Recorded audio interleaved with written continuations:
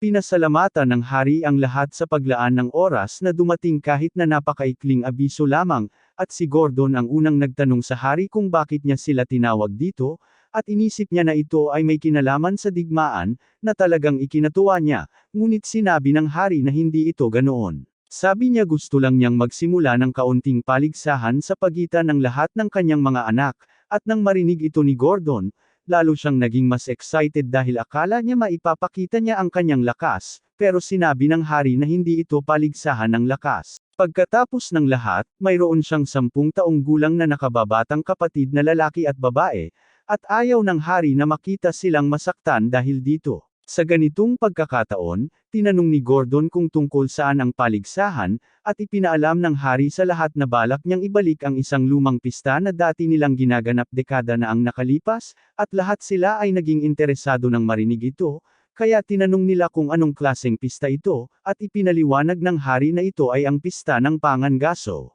Ang hunting festival ay ginaganap noong panahon na maraming halimaw malapit sa kaharian, at ang mga kalahok sa festival ay inaatasan na hulihin ang pinakamalaki at pinakamabihirang halimaw na kanilang makikita, ngunit sa mga nakaraang taon, sa pag-usbong ng mga bihasang adventurer sa kaharian, ang bilang ng mga halimaw ay bumaba ng labis na hindi na kinakailangan ang festival. Ang plano ng hari ay muling idaos ang pista ngayong taon, at talagang mukhang interesado siya sa ideya, ngunit tinanong siya ni Carlos kung sigurado siyang papayagan ng guild ang ganitong kahilingin, dahil ang isang pista na tulad nito ay makakasagabal sa kanilang trabaho. Tiniyak ng hari na walang magiging problema sa bagay na iyon dahil nakuha na niya ang pahintulot mula sa guild, at sinabi ni Arnold na medyo mabilis ang pag-aproba, at ipinaliwanag ng hari na ang guild ay nahihirapan na sa paghawak ng populasyon ng mga halimaw kamakailan, kaya't masaya silang tinanggap ang tulong, at bahagi iyon kung bakit naisip ng hari ang ideyang ito sa simula, dahil ito ay magiging isang kompetisyon.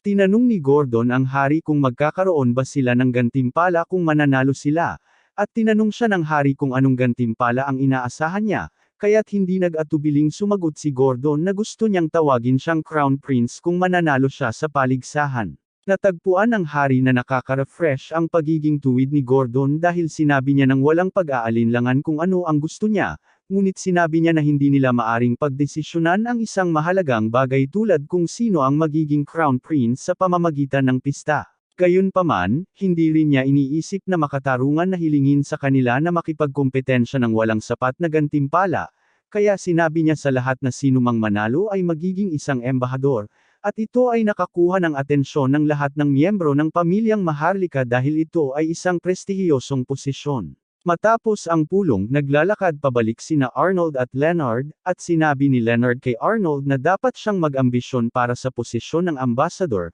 ngunit hindi iniisip ni Arnold na siya ang tamang tao para sa posisyong iyon dahil ayaw niyang maging responsable sa pagpapanatili ng relasyon sa mga banyagang bansa. Sa tingin niya, mas bagay kay Leonard ang posisyon, at pumayag si Leonard na gawin ito. Hindi siya talagang fan ng ideya na makipagkumpetensya sa kanilang mga kapatid, pero alam niya na kung hindi siya lalaban, siya at lahat ng mahalaga sa kanya ay mapapahamak, kaya gagawin niya ang lahat para manalo. Gayunpaman, hindi niya ito magagawa ng mag-isa, kaya humihingi siya ng tulong kay Arnold na patuloy na suportahan siya. Maya-maya, sa opisina ni Arnold, talagang stressed siya dahil ang buong festival na ito ay isang malaking problema para sa kanila. Hindi talaga naiintindihan ni Finn kung bakit sobrang nababahala si Arnold dahil sa tingin niya ito ang perpektong pagkakataon para makilala si Leonard at mapataas ang kanyang posisyon sa laban para maging Crown Prince, pero kahit totoo iyon, pinaaalalahanan siya ni Arnold na kung sino man sa mga kakompetensya ni Leonard ang manalo sa festival, wala nang pagkakataon si Leo na maging Crown Prince pagkatapos noon. Sang-ayon si Finn na ang ganitong sitwasyon ay talagang masama, kaya tinanong niya si Arnold kung ano ang dapat nilang gawin, pero wala pa siyang naiisip na solusyon. Ayon sa nalaman ni Cybes, ang kompetisyon ay gaganapin sa silangan, sa isang rehiyon kung saan hindi na kayang abutin ng mga adventurer ang tumataas na populasyon ng mga halimaw. Karaniwan, ang mga kabalyero ay ipinapadala upang harapin ang ganitong sitwasyon bago pa man, ngunit inaakala ni Arnold na sinadyang hindi pinansin ng emperador ang pagdami ng mga halimaw upang magkaroon siya ng dahilan na ayusin ang kaganapang ito. At ang pinakamasama sa lahat ng ito ay nakasalalay ito sa swerte dahil, kahit gaano ka pakalakas, kailangan mo lang lumabas sa gubat at umasa na makatagpo ka ng isang bihirang halimaw para mapatay ito. Siguradong susubukan ng ibang mga koponan na mag-scout sa lugar para sa mga magagandang halimaw ng maaga, pero wala silang sapat na tao para sa ganitong uri ng paghahanda, kaya wala silang maraming pagpipilian. Kahit na sa anumang paraan ay makahanap sila ng isang magandang lokasyon, walang garantiya na hindi makakasalubong ng ibang koponan ang parehong halimaw pagkatapos magsimula ang pista, kaya bawat plano na naiisip niya ay tila umaasa sa mga pangyayari na wala sa kanyang kontrol. Iminungkahi ni Fina na madali lang mananalo si Arnold kung gagamitin niya ang kanyang mahika, pero sinabi niya na hindi niya magagawa iyon dahil ang pagpapakita ng kanyang kapangyarihan ngayon ay sisira sa kanyang imahe bilang isang walang silbing prinsipe, at magiging mas mahirap para sa kanya na magtrabaho ng lihim upang matulungan si Leonard na maging emperador. Siyempre, maaari siyang lihim na magtrabaho bilang pilak upang itulak ang mga halimaw patungo sa koponan ni Leonard kapag nagsimula na ang pista, pero sinabi ni Fina na hindi niya iyon magagawa dahil ang pagpuwersa sa mga halimaw na lumabas mula sa kanilang tirahan ay maaaring magdulot sa kanila na umatake sa mga tao sa kalapit na pamayanan, at maraming tao ang maaaring masaktan. Sang-ayon si Arnold na ang paggawa ng ganoong bagay ay medyo mapanganib, kaya balik sa simula muna sila. Sa ibang usapan, sinabi ni Sibas kay Arnold na ang guild ay sinusubukang makipag-ugnayan sa Silver kamakailan, kaya baka gusto niyang pumunta roon upang malaman kung ano ang gusto nila. Makaraan ng kaunti, dumating si Arnold sa Guild Silver, at doon, ipinaalam sa kanya na nais ng guild na kunin niya ang isang misyon upang patayin ng isang mutated na Cerberus na halimaw. Ipinaliwanag ng receptionist na ito ay isang AAA rank na halimaw, at natalo na nito ang maraming karanasang grupo na ipinadala upang harapin ito noon. Hindi nila kayang hayaan itong magpatuloy sa paglalakad-lakad dahil ilang sandali na lang at tiyak na magkakaroon ito ng sakuna, at si Silver lang ang tanging tao sa kaharian ngayon na kayang humarap sa ganitong banta dahil siya ay SS rank. Dahil napakabigat ng sitwasyon, pumayag si Silver na kunin ang trabaho, pero medyo naiinis siya na may nangyaring ganito habang abala na siya sa pagpaplano para sa kompetisyon ng pista. Makaraan ng kaunti, pumunta si Silver sa lugar kung saan huling nakita ang halimaw, at nang mapansin siya ng Cerberus, agad itong naglunsad ng pagsabog sa kanya. Pero madaling nakaiwas si Silver. Naiintindihan niya kung bakit ang mga normal na adventurer ay nahihirapan laban sa isang halimaw na tulad nito dahil hindi biro ang lakas nito, pero para sa isang katulad niya, hindi ito gaanong mahalaga. Pagkatapos, nagcast si Silver ng ilang fireball sa Cerberus, pero mukhang namaliit niya ang tibay ng katawan nito dahil nanatili itong nakatayo sa kabila ng kanyang atake. Ayaw ni Silver na masyadong magtagal sa laban na ito, kaya nagpasya siyang magpatindi at nagcast ng 3 incineration beams diretso sa Cerberus, at habang ginagawa niya ito, naging abo ito, na ang natira na lamang ay isa sa mga pangil nito. Kinuha ni Silver ang pangil upang dalhin ito pabalik sa guild bilang patunay na natapos na niya ang misyon. Ngunit bigla, isang grupo ng mga kabalyero na nakasakay sa kabayo ang lumapit sa kanya, at nakilala niya ang leader na si Elna Armsburg, ngunit si Elna ang huling tao na gusto niyang makita dahil talagang ayaw na ayaw niya ito. Tinanong ni Elna si Silver kung siya ang may kagagawa ng pagsabog na narinig niya kanina, at malamig na kinumpirma ni Silver iyon at tinanong kung bakit ito mahalaga sa kanya. Medyo naguguluhan si Elna sa pagiging bastos ni Silver, pero ipinaliwanag niya na narinig niya ang tungkol sa isang Cerberus na nagdudulot ng gulo sa lugar na ito, kaya papunta siya rito para patayin ito, at tinanong niya kung napatay na ba ni Silver ito, pero tinawag siya ni Silver na bulag at itinuro na nakatayo siya sa isang bunganga na may mga sunog na labi ng Cerberus, kaya dapat na malinaw na napatay na niya ito. Nainis si Elna sa mga sinabi ni Silver, kaya binanggit niya na kamakailan lang ay nakuha ni Silver ang titulong tagapagtanggol ng imperyo, at sinabi niya na maaaring makita iyon bilang hamon sa pamilya Armsburg. Sinusubukan siyang takutin na humingi ng tawad, pero simpleng sinagot ni Silver na ang mga tao mismo ang nagsimulang tawagin siyang ganoon,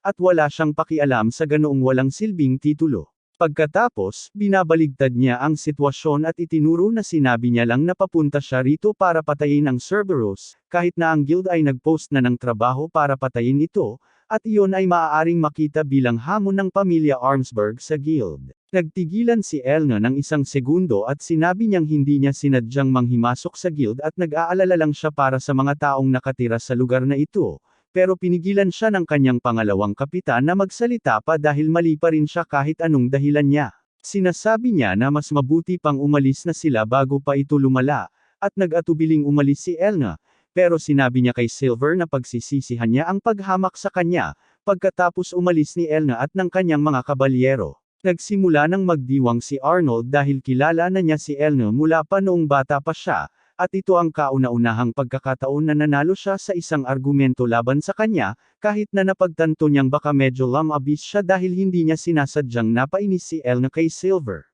Pagkatapos ay bumalik si Arnold sa kanyang opisina upang ipagpatuloy ang pagpaplano para sa pista, ngunit ang kanyang pagkikita kay Elna ay talagang nagpagulo sa kanya. Sinabi ng hari na, upang maging patas, siya mismo ang magpapadala ng mga rehimen ng mga kabalyero sa bawat isa sa kanyang mga anak upang gamitin nila ito sa pagpatay sa anumang halimaw na kanilang matagpuan, at ang katotohanan na naroon si Elna ay maaaring nangangahulugang siya ay naitalaga sa kanya, ngunit tumanggi siyang maniwala dito. Hindi maintindihan ni Sebas kung bakit labis na tumututol si Arnold na isama si Elna sa kanyang koponan kahit na siya ay isang kilalang henyo. Pumasok siya sa rehimen ng mga kabalyero noong siya'y 11 taong gulang pa lamang at nakarating sa posisyon ng commander pagdating ng kanyang ika-14 na kaarawan, at oo, kinikilala ni Arnold na napakahusay niya, pero talagang ayaw niya ang kanyang personalidad. Naalala niya noon, nang mga bata pa sila, na sumaklolo siya sa kanya habang siya ay binubuli, pero pagkatapos umalis ng mga bully, sinigawan siya nito. Tinawag na duwag si Arnold, at pagkatapos ay pinagsasampal siya sa ilalim ng panggagaya ng pagsasanay. Simula noon, talagang ayaw na niyang makasama si Elna, pero sa malas, si Elna nga ang kabalyerang inatas ang tumulong kay Arnold, kaya mapipilitin siyang makasama siya tulad ng dati. Hindi naman masamang tao si Elna, at talagang nagmamalasakit siya kay Arnold, kaya naman labis siyang nag-alala nang malaman niyang tinatawag siyang walang silbing prinsipe. Plano niyang tulungan si Arnold na patunayan na mali ang lahat ng mga naysayer sa pamamagitan ng pagsasanay sa kanya hanggat maaari, na siyang ikinababahala ni Arnold na sasabihin niya. Nakiusap siya kay Sebas na iligtas siya dito, pero sa totoo lang, iniisip ni Sebas na makabubuti kay Arnold ang kaunting pagsasanay, kaya hinayaan niyang hilahin siya ni El na palayo, at napilitang mag-ensayo si Arnold buong hapon at gabi, at pagdating ng susunod na araw, labis siyang pagod at masakit ang katawan. Si Finn ay nagbibigay sa kanya ng masahe upang makatulong sa pananakit, ngunit medyo nalilito siya sa katotohanan na si Arnold ay nasa ganitong kalagayan pagkatapos ng kaunting pagsasanay kahit na, sa kanyang kakayahan bilang Silver, dapat siyang mas malakas kaysa kay Elna. Ipinaliwanag ni Sebas sa kanya na ang lahat ng lakas ni Arnold ay nagmumula sa kanyang kakayahang gumamit ng sinaunang mahika, ngunit pagdating sa kanyang pisikal na katawan, siya ay talagang mahina. Karaniwan niyang ginagamit ang sinaunang mahika upang mapunan ang kanyang mga kahinaan dahil hindi siya naging mahusay sa ibang larangan, ngunit hindi niya magawa iyon kay Elna nang hindi nalalantad ang kanyang lihim na pagkatao, kaya siya napunta sa ganitong kalagayan. Gayunpaman, sa kabila ng kanyang personal na damdamin tungkol kay Elna, iniisip niya na ito ay isang perpektong pagkakataon dahil ang dahilan kung bakit ayaw niyang gamitin ang kanyang kapangyarihan upang manalo sa pista ay dahil ito ay magdudulot ng labis na atensyon sa kanya, ngunit dahil si Elna ang itinuturing na pinakamalakas na kabalyero sa kaharian, kung siya ay mananalo ngayon, natural na iisipin ng mga tao na ito ay dahil sa lakas ni Elna at patuloy na maliitin siya,